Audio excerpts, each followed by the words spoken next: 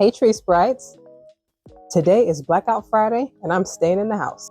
And while we're taking a break from consumerism, let's take this opportunity to take a close look at the other systems and practices that are harmful to us as Black people and are readily accessible to us to change and transform in the way that we exist. Because regardless of how powerless you may feel, once we understand that all it takes to change society is to change our individual minds, we realize and understand that we have much more control over our present and imminent future. Change doesn't have to take centuries or even decades. We for real just like being comfortable, even at the expense of our own well-being. Anyway, one of the systems and practices that we as Black American Solon people can eradicate from our culture and society ASAP is respectability politics and code switching. These practices have become so normalized, we don't realize how incredibly harmful they are to us as Solon people. Respectability politics is a strategic trauma response to centuries of systemic abuse and terrorism against the Black community. It is a system of deeply dehumanizing practices to attempt to make ourselves acceptable in white society. And being the fact that white narcissism is hinged on anti-Blackness, everything about us is unacceptable in white society.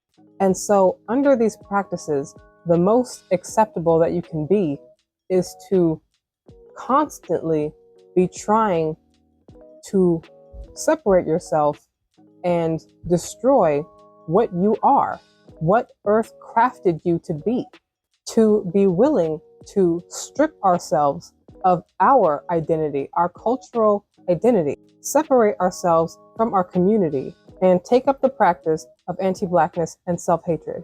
And if you appear to hate yourself enough, then you can be accepted into white society. We really have to start looking at the energy behind these practices, because the process of conforming to respectability politics and being pleasing to white society is nothing short of a ritual or an initiation.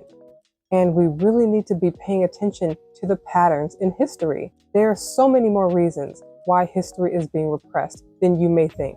Remember, the first people to undergo this ritual were European ethnic groups, the Irish, the Greeks, the Italians. When they came to America, they were not considered white. But because they wanted to align themselves with whiteness so as not to be considered a second class, they went through the process of stripping themselves of their heritage and their culture. They forfeit their identity, sold their soul in a way even, in exchange for the mindless blank mask of whiteness, for power, comfort, and social mobility, and also simultaneously taking up the practice of anti-Blackness, because anti-Blackness is the battery. It is what fuels white narcissism. It is what feeds the mindless zombies. There is a deep spiritual meaning to the way that Solon people are attacked for expressing ourselves, even though the human traffickers that enslaved our ancestors did whatever they could to forcibly strip our ancestors of their indigenous identity. We always kept tight hold over our spirits, over our souls, and over our sense of identity. We are Solon people. We are people of the soul, and we have always been soul people. We reinvent ourselves continuously, no matter how much people outside of our community try to bottle up our culture, our spirit, our energy, and sell it to the masses. They can never quite replicate our essence. Even code switching, another survival strategy that we developed, indoctrinates us into the mindset that being a soulless robot is the standard of professionalism and success. In a world indoctrinated with European colonialism, people will always invent fault with us, one way or another. So we might as well stop trying to please those that are constantly dehumanizing and trying to harm us and steal our spirits. Everybody is trying to be like us. Our imagination and our creativity is our greatest superpower and our greatest weapon against mass thought systems. On this last day of Black History Month, start to really practice imagining a transformed reality for Black Americans, one where we live and exist to please no one but ourselves, never feel the need to shrink or dim our light, and trailblaze and pioneer authentically, spectacularly, to our highest potential.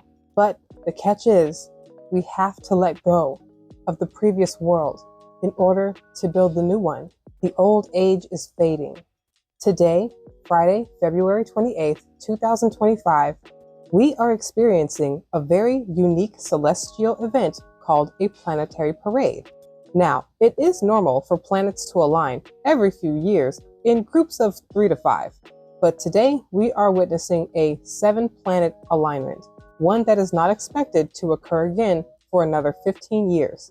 Mercury, Saturn, Neptune, Uranus, Jupiter, Mars, and Venus are forming a beautiful arch in the sky. I don't know about you, but I think these planets are telling us to get information and information. Solidarity, community, and self-love are the only keys to our liberation and total freedom.